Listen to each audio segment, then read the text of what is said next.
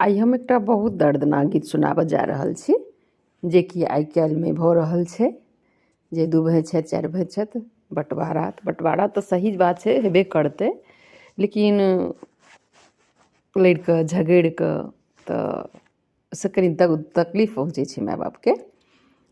तऽ आइ हम वएह गीत लऽ कऽ अएलहुँ हेँ, तऽ सुनियौ, उम्मीद करै छी बहुत नीक लागत। हम किशोरी झा सब गोटाके नमस्कार करै छी, तऽ सुनू। बैठ गेल जिंदगी के सबटा कमाई, ककरा में बाबू रहथिन ककरा में माई।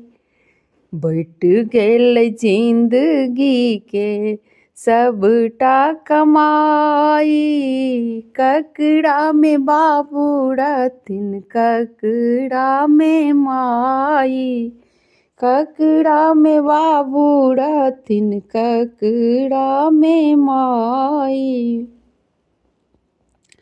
खेत खरियान बाँटल चूल्हा बर्तन, खटिया आ मचिया बाँटल दलन माँ।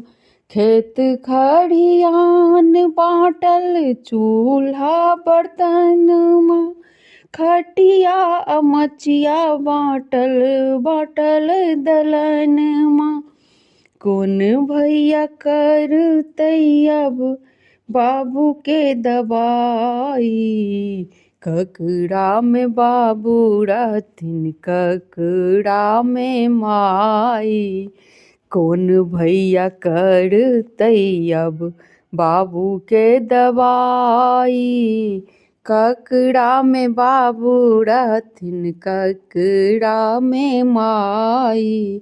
बैठ गेल जिंदगी के सबटा कमाई, ककरा में बाबू रहथिन ककरा में माई, ककरा में बाबू रहथिन ककरा में माई। गाय भैंस बकरी बाँटल गाछी और कलमुआ, 2 गो भाई में एकेटा बहिनिया। गाय भैंस बकरी बाँटल गाछी और कलमुआ, 2 भाई में एकेटा बहिनिया।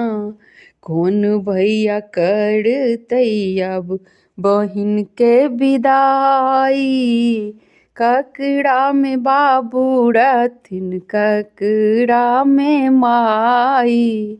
कौन भैया करतै अब बहिन के विदाई, ककरा में बाबू रहथिन ककरा में माई। बैठ गेल जिंदगी के सबटा कमाई, ककरा में बाबू रहथिन ककरा में माई, ककरा में बाबू रहथिन ककरा में माई। पेटी आ बक्सा बाँटल बिछौना, एके कोखी सँ जनमल बेटा भेलै वीराना। पेटी आ बक्सा बाँटल बिछौना, एके कोखी सँ जनमल बेटा भेलै वीराना। माई के गहना ले करै छै लड़ाई, बाबू के पेंशन ले करै छै लड़ाई। ककरा में बाबू रहथिन ककरा में माई, ककरा में बाबू रहथिन ककरा में माई। बैठ गेल जिंदगी के सबटा कमाई, ककरा में बाबू रहथिन ककरा में माई, ककड़ा में बाबू रहथिन ककड़ा में माई। धन्यवाद। ई जीवन के सच्चाई अछि, अखन के सच्चाई अछि जे भऽ रहल छै। तऽ सुनू, उम्मीद जे बहुत नीक लागल है। यदि नीक लागत हमर चैनल के सब्सक्राइब केनाइ नहि बिसरबै, लाइक से कऽ देबै, शेयरो कऽ देबै, सबगोटा सुनथिन। धन्यवाद।